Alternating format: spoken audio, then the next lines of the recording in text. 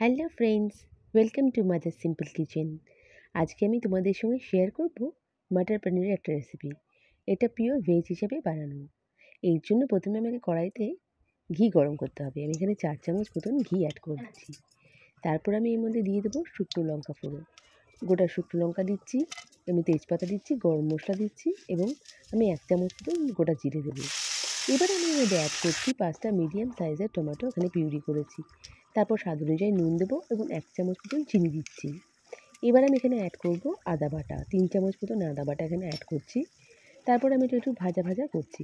এবার 1 চামচ মতন হলুদ গুঁড়ো দিয়ে দেবো এবং আমি অ্যাড করছি একটা ভাজা মশলা, যেটা আমি বানিয়েছি জিরে গুঁড়ো, জিরে, ধনে, মৌরি এবং গরম মশলাটাকে একসাথে খোলায় ভেজে আমি বানিয়েছি।